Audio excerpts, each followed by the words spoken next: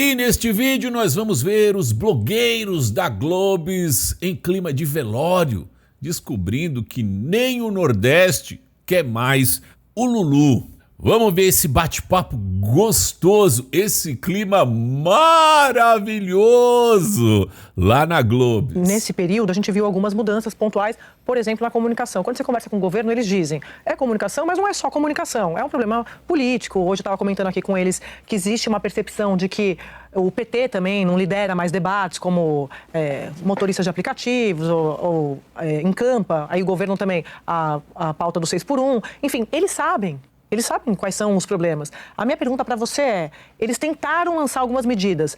Pelo que você está mostrando, que a pesquisa traz, é como se o governo não tivesse liga com o que a sociedade quer. Ele oferece para usar aqui, né, uma metáfora. Mano, o governo só oferece imposto e mais nada. É só isso, é só taxa e imposto. Mais nada esse governo tem para oferecer pro brasileiro. Ele oferece a banana, mas o povo está pedindo maçã. É como se ele não visse o que a sociedade quer. Você acha que é um pouco nessa linha, essa desconexão do que o governo está oferecendo, não encontra ali uma repercussão no que essa nova sociedade está pedindo? Tem exatamente isso que a gente está detectando. Por quê? Porque a maioria dos brasileiros, na pesquisa Genial Quest, diz que a violência e as questões sociais são os principais problemas do Brasil.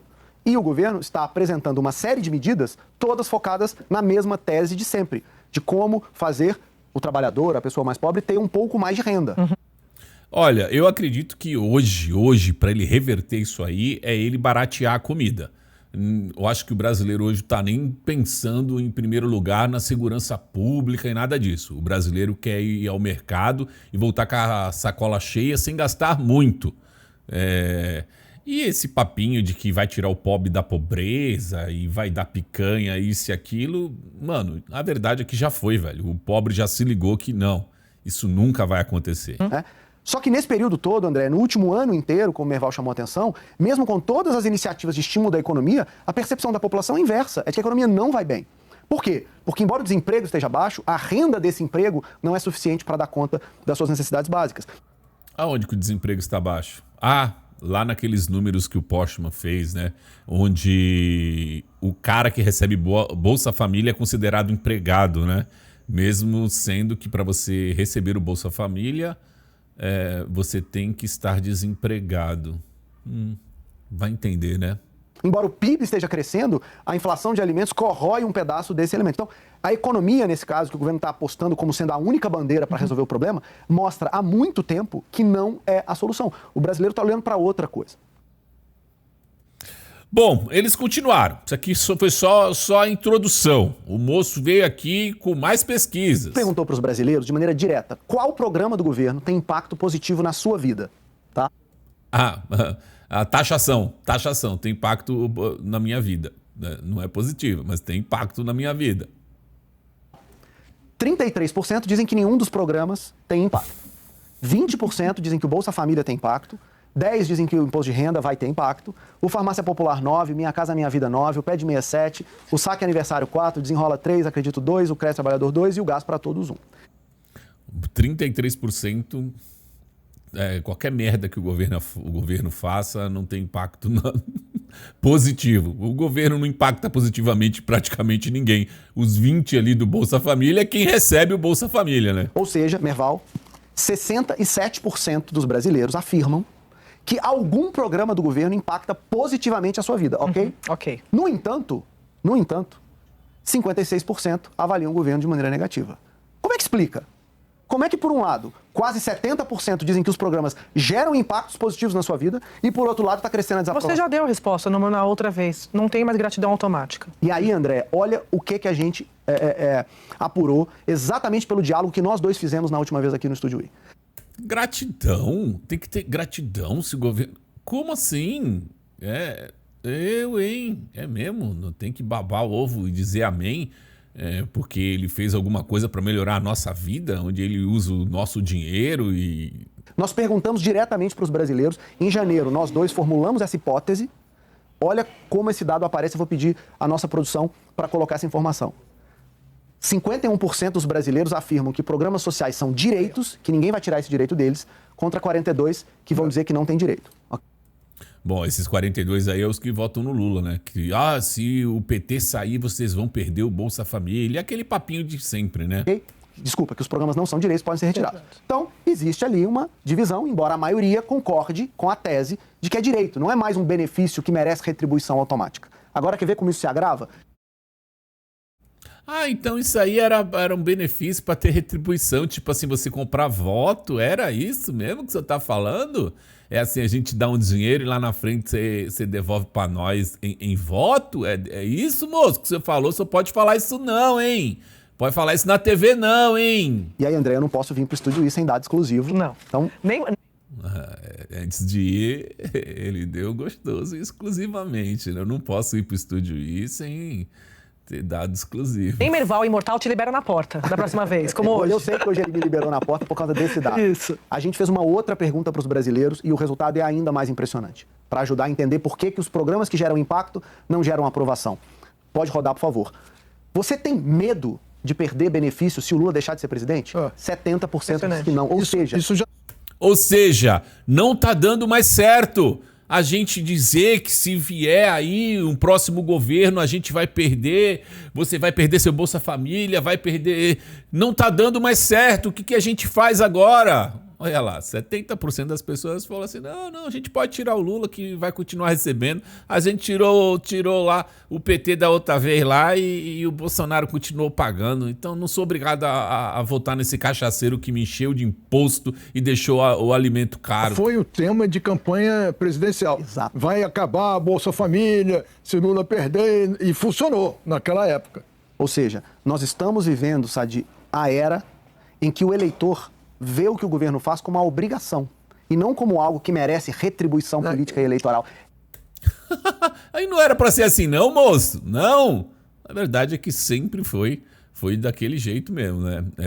O governo vai lá, paga, dá o subsídio, dá ali uma esmolinha e o povo continua votando no governo porque o governo disse, se não continuar votando nele, o próximo vai tirar, né? Sempre foi assim. Essa mudança me parece fundamental como mecanismo causal da explicação de uma diferença na política brasileira, que é nova.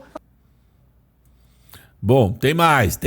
Sua opinião, o Lula é um político bem intencionado ou mal intencionado? Bom, a minha opinião não precisa dizer, né? E a de vocês? Diz aí no comentário, ele é bem intencionado ou mal intencionado, hein? Pra mim ele é praticamente uma ânsia. Eu vou pedir à produção para colocar essa linha. Olha o que a gente está descobrindo nessa rodada. É a primeira vez que a maioria dos brasileiros avalia que o Lula não é um político bem intencionado. Você vê que está caindo ao longo do tempo. O que está acontecendo com o brasileiro, hein? O que está acontecendo? É um surto coletivo? Como assim os brasileiros acham que o Lula é mal intencionado? Vocês estão indo fazer pesquisa aonde, hein? Porque quando vocês estavam gostando do governo Lula, ele era o melhor, o mais bem intencionado do planeta. E de repente agora, né, tudo mudou. Indo ao longo do tempo, o que está acontecendo, André? O diagnóstico equivocado sobre como lidar, como se conectar com a sociedade brasileira e produzir resultados econômicos e de comunicação que produzam, né, bem-estar e uma avaliação positiva, derrubam a aprovação do governo como um todo, mas pela primeira vez afetam a capacidade de conexão do eleitor brasileiro com o presidente Lula. Ou seja, o governo está puxando o presidente Lula para baixo. Tá! O governo é uma coisa e o presidente Lula é outra. Entendi. Porque o presidente Lula não tem culpa se o governo está indo mal. E a população fica conectando os dois. Não pode. O Lula tem que estar em alta, o governo pode estar em baixa. E esse é um efeito que, do ponto de vista eleitoral, ele é bastante significativo. Então vamos ter mais. Aqui que vai falar sobre o Nordeste, ó. E o Nordeste já não quer mais o Lulu também não. Vamos lá. Nordeste, desaprovação de Lula sobe 9 pontos e vai a 46%. É uma matéria que está no site da CNN e nos ajuda a ilustrar aquele ponto do quanto, tá aí na sua tela, do quanto o governo e Lula em especial estão perdendo os seus principais esteios de popularidade. O Nordeste sempre deu a maior taxa de aprovação no governo Lula em toda a série histórica, seja, de novo, da Genial Quest, seja de quaisquer institutos. O que a gente não consegue entender até hoje, né? Porque o cara tá a vida inteira dizendo que vai levar água pro Nordeste, não leva água pro Nordeste, aí o Bolsonaro levou água pro Nordeste, aí ele foi lá, cortou a água do Nordeste, depois cortou o caminhão-pipa e o povo continuava votando nesse salafrário. E ela está numa descendente desde o fim do ano passado. E impressionante, se pegar do pico, que era de 69% de aprovação, e agora para os 52%, a gente está falando de 17 pontos de queda e quase no limite da margem de erro, uma situação de empate técnico. No caso do Nordeste, como a gente está recortando a amostra da pesquisa, a margem de erro sobe. No geral, a margem de erro é de 2 pontos percentuais. Neste recorte do Nordeste, ela sobe para 4 pontos. E por que eu estou fazendo toda essa explicação? Porque se a gente pega os 52% que aprovam o governo Lula na região Nordeste e os 46% que desaprovam, ele ainda tem aprovação maior lá. É incrível, velho. 52 a 46. Mas essa conta não fecha, moço. Tem 2% aí em algum lugar aí, hein? O saldo é 6 pontos. Só que como a margem de erro é de 4 pontos para mais ou para menos, então para se ter uma certeza, convicção de que de fato há a maioria aprovando o governo Lula no Nordeste e não uma situação de empate, esse saldo deveria ser de 8 pontos, pelo menos. Ou o ideal de 9 para cima. Como está em 6 pontos, há uma probabilidade menor, mas existente, real, significativa, de que a quantidade de eleitores do Nordeste que aprova o governo Lula pode ser do mesmo tamanho, da mesma grandeza que aquela que desaprova, numa região, Débora, que chegou a dar quase mais 41 pontos de vantagem para aprovação. Imagina algo que já foi de 41 positivo, 15 negativo. É muita queda. E esta virada de chave ocorreu também, por exemplo, no segmento das mulheres, entre o eleitorado feminino, que também ao longo do governo sempre deu saldo positivo de aprovação e que neste momento está com 53% de desaprovação e 43% de aprovação. Bom, será que o povo brasileiro está acordando? Será? Eu acho que ainda vai demorar muito. Mas eu acho que é assim, né? Tem que sofrer. E dá para sofrer mais, né? Para acordar ainda mais. Tá sofrendo, né? Com a alta dos alimentos, o negócio tá difícil, mas vai sofrer mais, tem que sofrer mais para todo mundo aprender a nunca mais votar em nenhum candidato de esquerda. E se você chegou até aqui, like nesse vídeo, compartilhe suas redes sociais, me siga no @canal Conectado no Instagram e se inscreva nesse canal se não for inscrito. Por enquanto é isso e a gente se vê. Fui!